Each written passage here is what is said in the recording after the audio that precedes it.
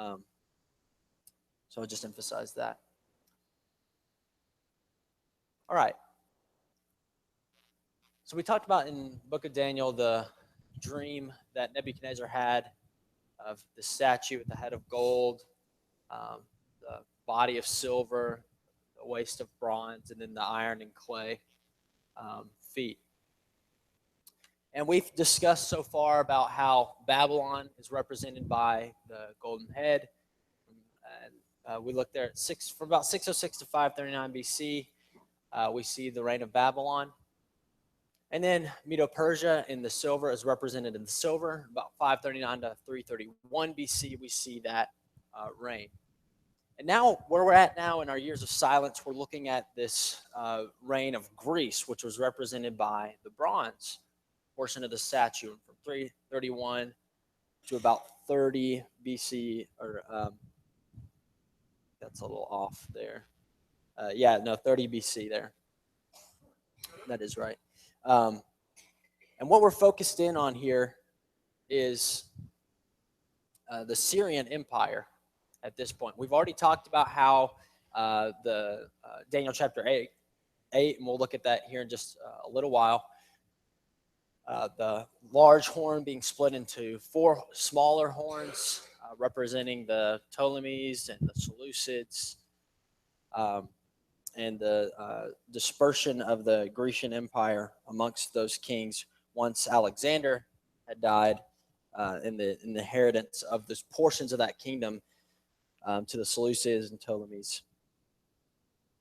And we're going to look at here this morning, and we kind of talked about it on Wednesday, the direct effect that the Syrian Empire, the Seleucid kings, had on the Jews. And we're going to look at that in the Maccabean revolt, and we'll talk about that here in just a little bit. So to kind of set the stage for that,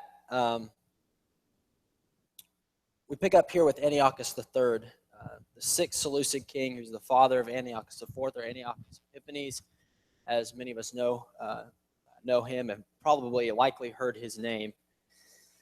But Antiochus III, in about 198 BC, defeats Egypt to finally gain control of Judea. And while he's engaging in these battles with Egypt in the Judean area, he was also engaged in battle with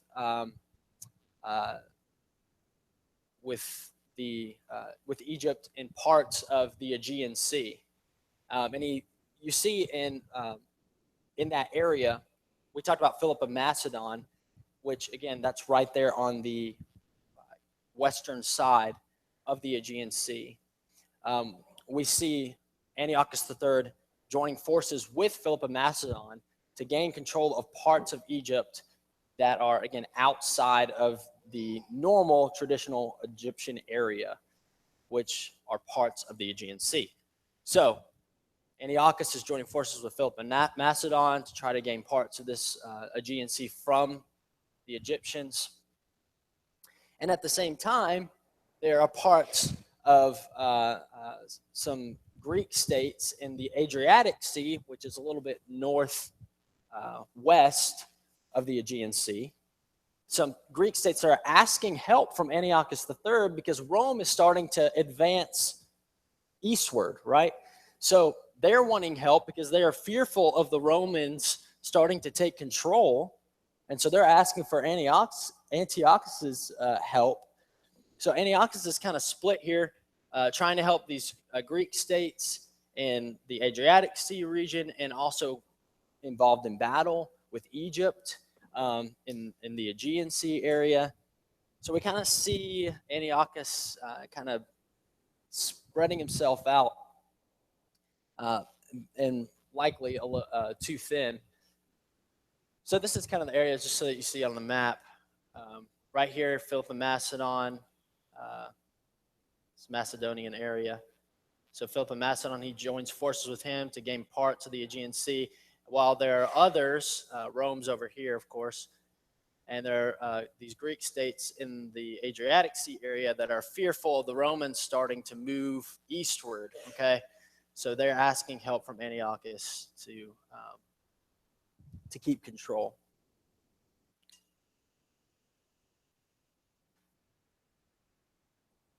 All right.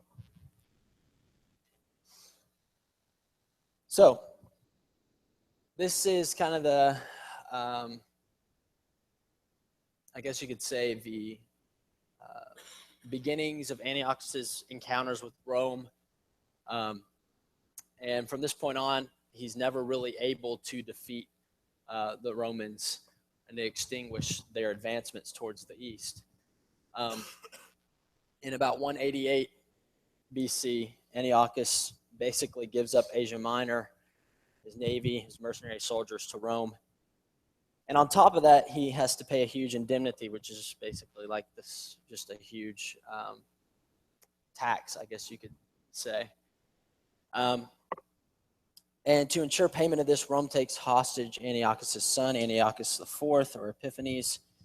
And again, if you want to know the more the details of this, Bob goes into more detail in the book, and he does a really good job of organizing that information.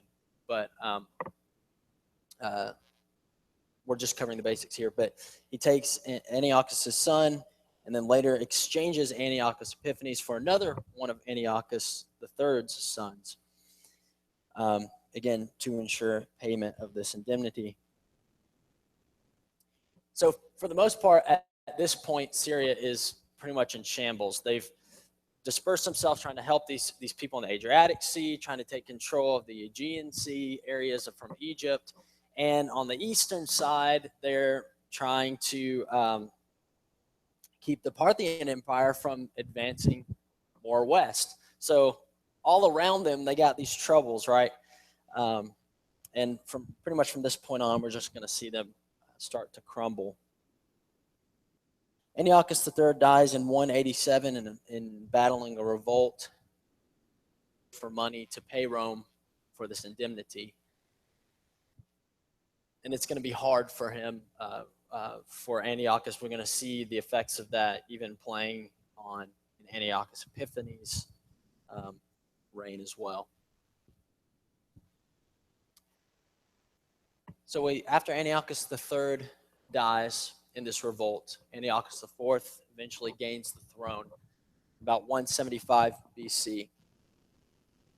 And of course, by this point, the kingdom of Syria is in trouble with all these forces coming against them from all different directions, with this indemnity that they have to pay to Rome.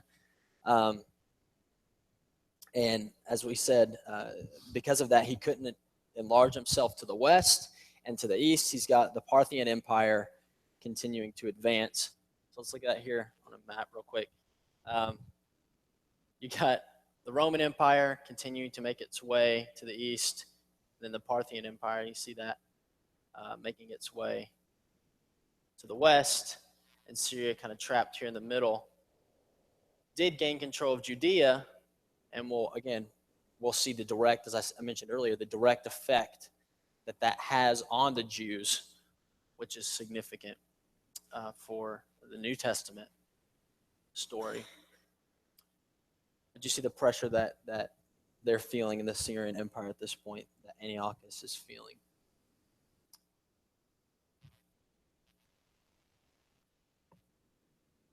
This is half of the slide that I had earlier.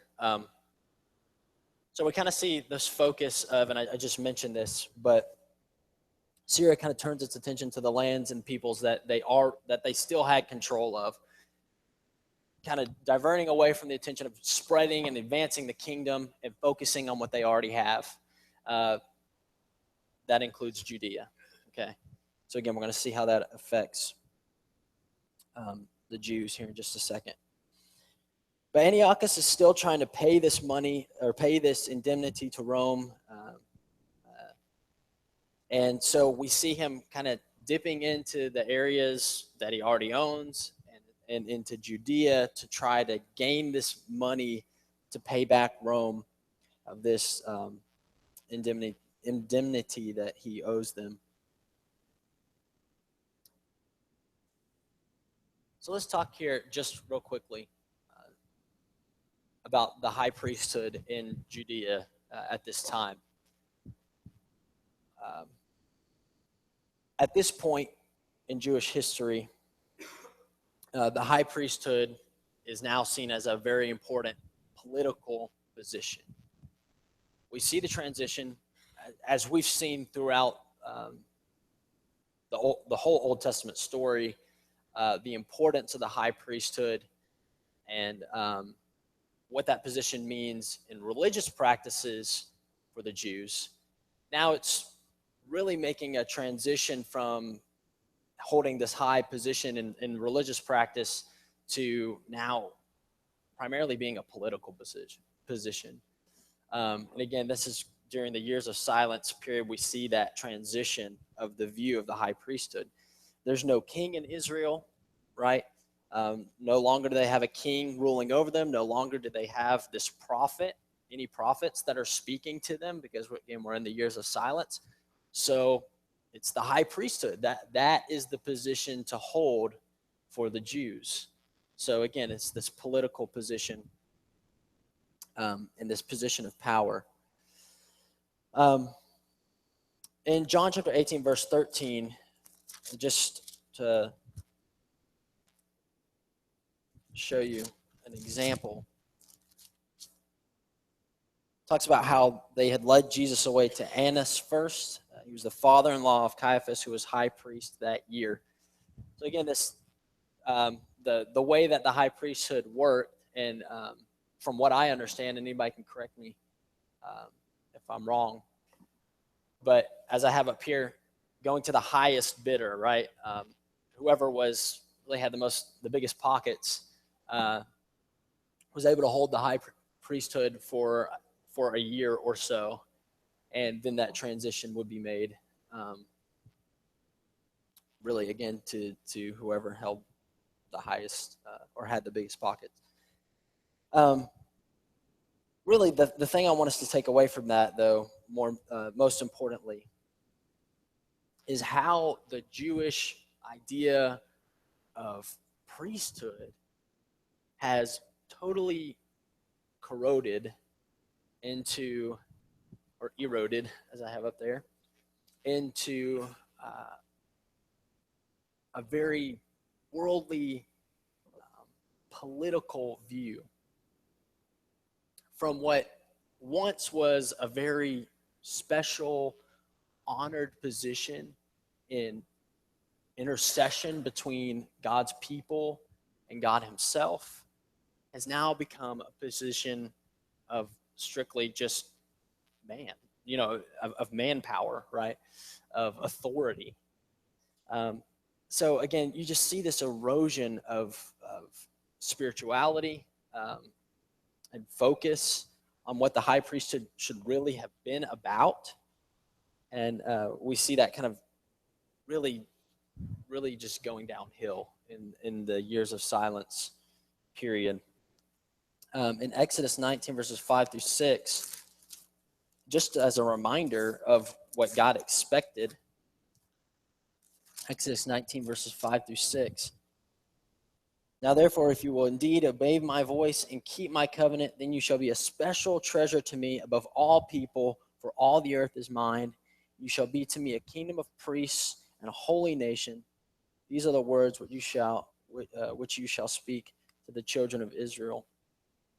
So again, this God's intention of the priesthood, and ultimately extension of that into the hearts of the people, right? Being a kingdom of priests, of people who were honorable before him.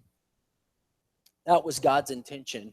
And again, we see that just the diversion from that to the political side of this. And New Testament examples or parallels that we could look at: Romans chapter 12, verses 1 and 2, talking about presenting our bodies as a sacrifice, acceptable sacrifice to God, holy and acceptable to him. 1 Peter 2, verses 9 through 11, essentially a quotation from Exodus 19, verses 5 through 6, of us being priests, right? of us being that temple of God and being that kingdom of priests, a royal priesthood, a holy nation is what he says there in 1 Peter 2. So the lesson for us, and I'll just say this real quickly, is how do we view our priesthood today? Are we allowing it to our view of what that means of intercession, or really not intercession, I shouldn't say that because Christ is the intercessor, but what that means as far as worship and reverence and approaching God? What does that mean to us? It's just a good thought to think about the correlation between how the Jews allowed their mindset to digress into a very worldly perspective. How are we viewing our priesthood? How are we honoring that position, being able to approach God? Just a thought for us to think about. Okay, so let's get back to our timeline here. So Antiochus Epiphanes is now in control of Syria. He allows Jason, there's kind of Jason has a brother, and Jason and his brother are kind of on the fence of who's going to gain this high priesthood position. Well, Antiochus Epiphanes is basically paid by Jason to hold this position. And Jason, once he gets in this position, he really starts to implement these Hellenistic ways, starts getting these Jewish people to participate in very worldly Greek practices of and even at athletics.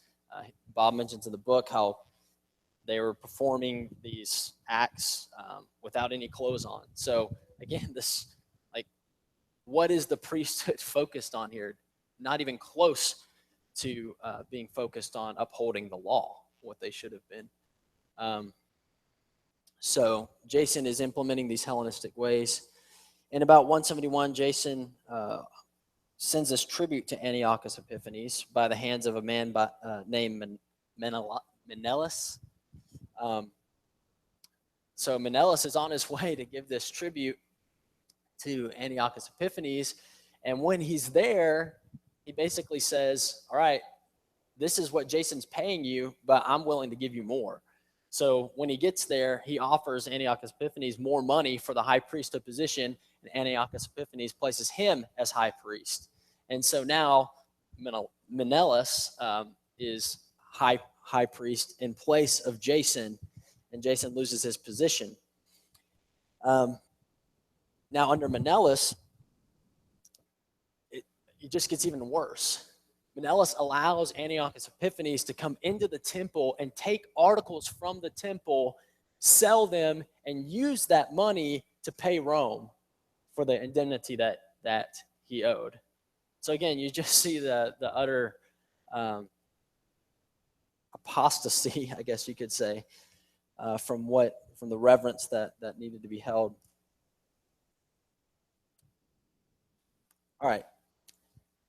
During this time, Jason holds a revolt against that. He thought that Antiochus Epiphanes was dead, right?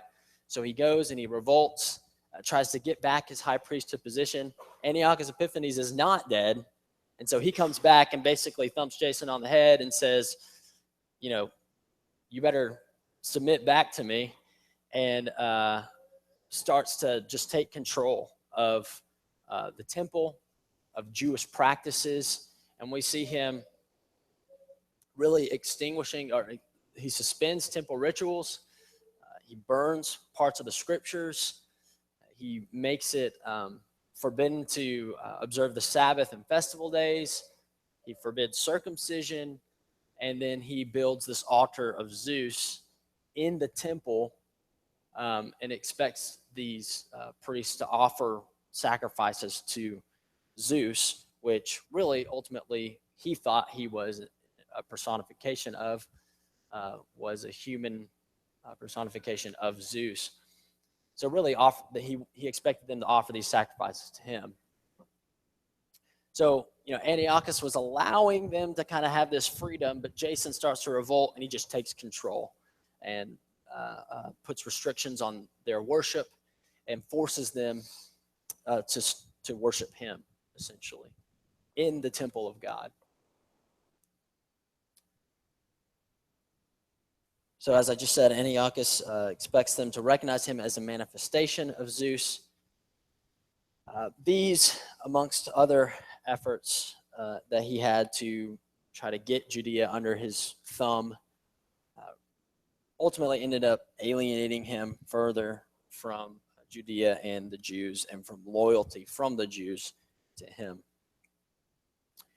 Of course, I mentioned we would come back to this, but in Daniel chapter 8, if you want to turn there, we've talked about this, but Antiochus Epiphanes seems to be who Daniel is referring to in Daniel chapter 8. Verses 8 through 14.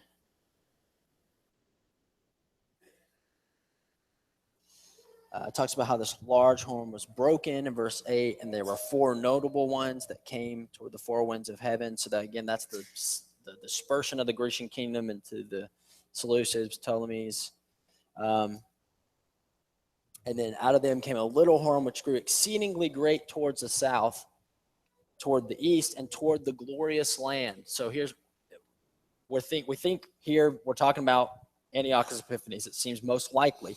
And it grew up to the host of heaven, and it cast down some of the host and some of the stars to the ground and trampled them. He even exalted himself as high as the prince of the host, right? Building that altar to Zeus. He considered himself a manifestation of Zeus, exalting himself to be as God.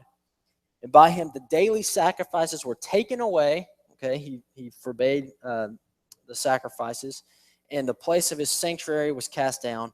Because of transgression, an army was given over to the horn to oppose the daily sacrifices, and he cast truth down to the ground. He did all this and prospered. And then verses 21 through 26, the explanation here, the male goat is the kingdom of Greece. The large horn that is between its eyes is the first king, Alexander. Then he explains the four horns being broken up.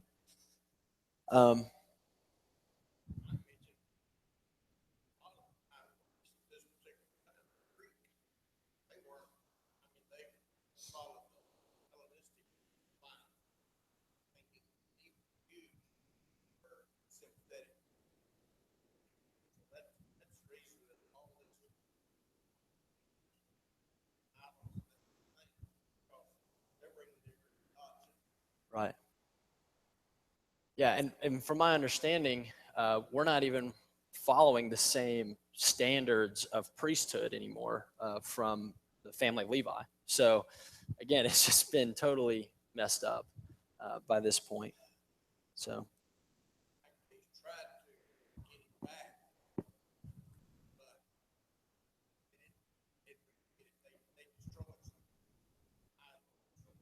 Right.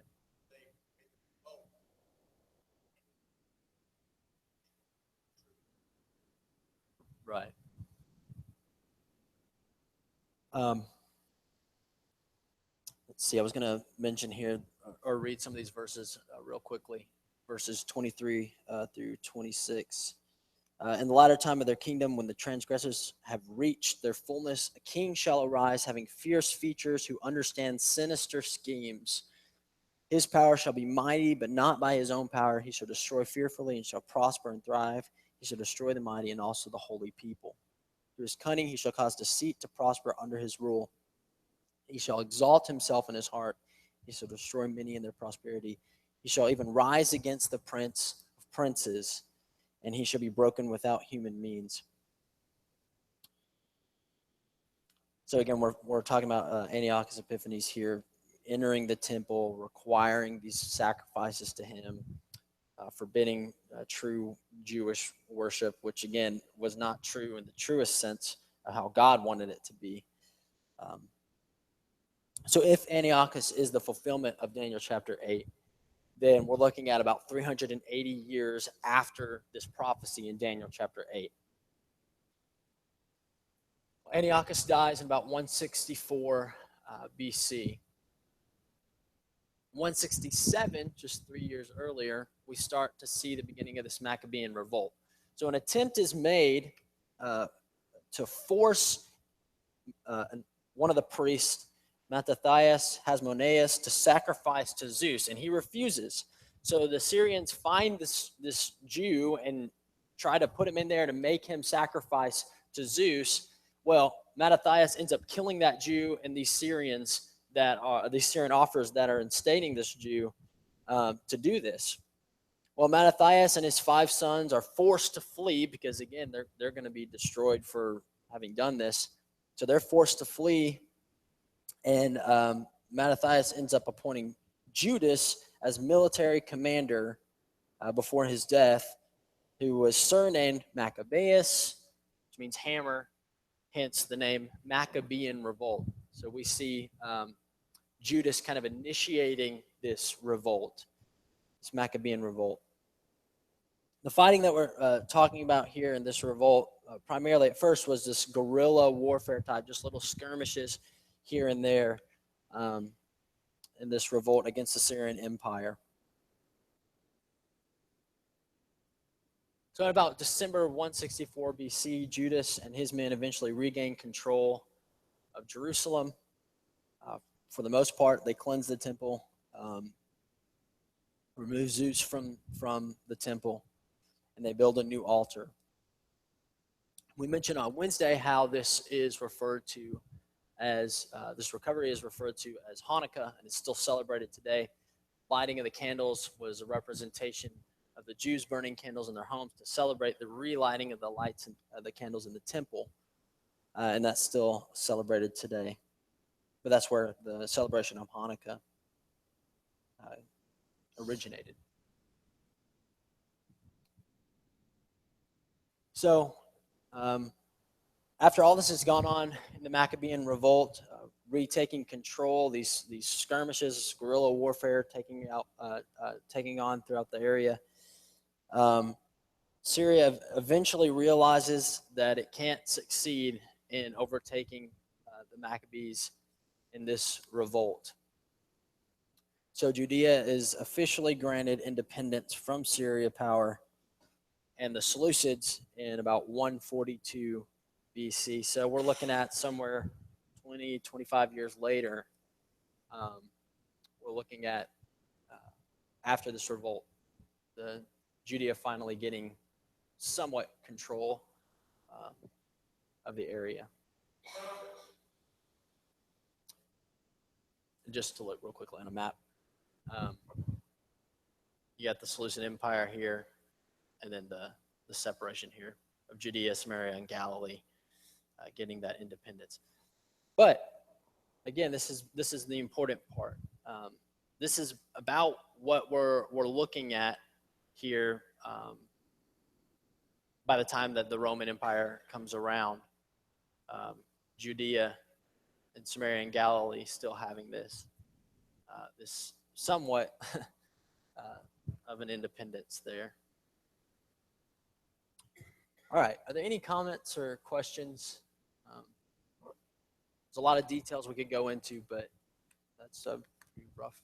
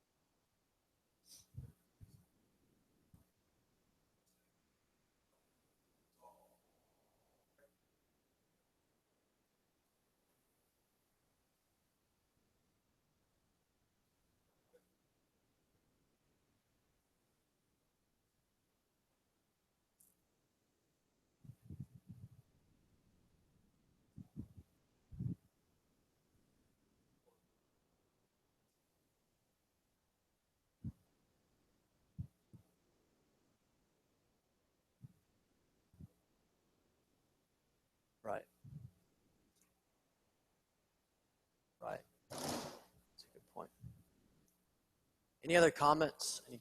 Any questions? You can always ask Freddie.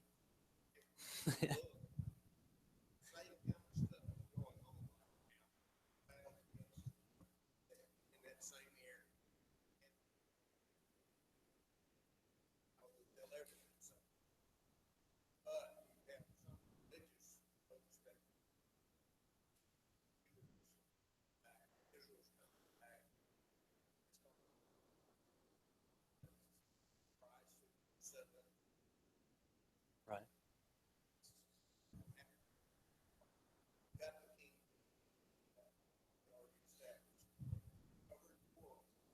Right.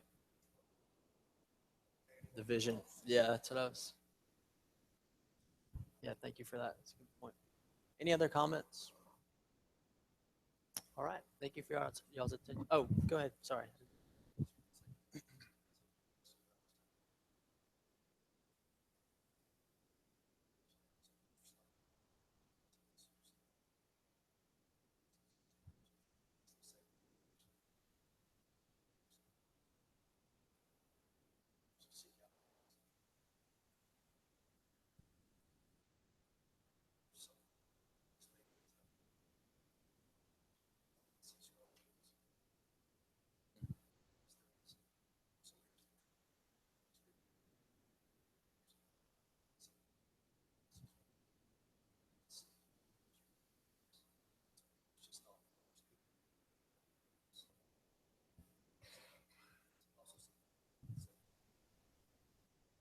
Right.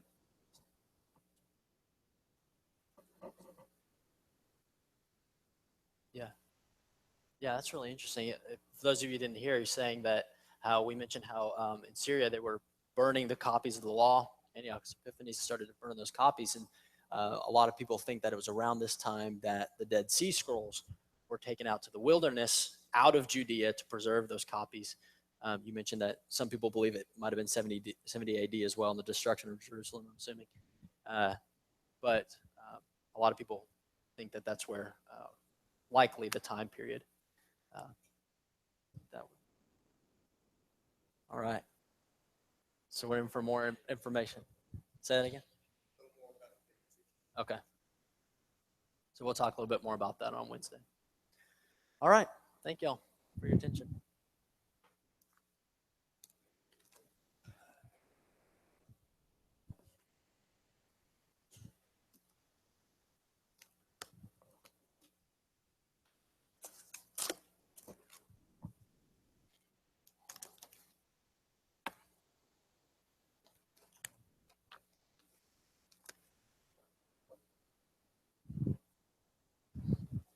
Is Steve gone? Huh? Is Steve gone?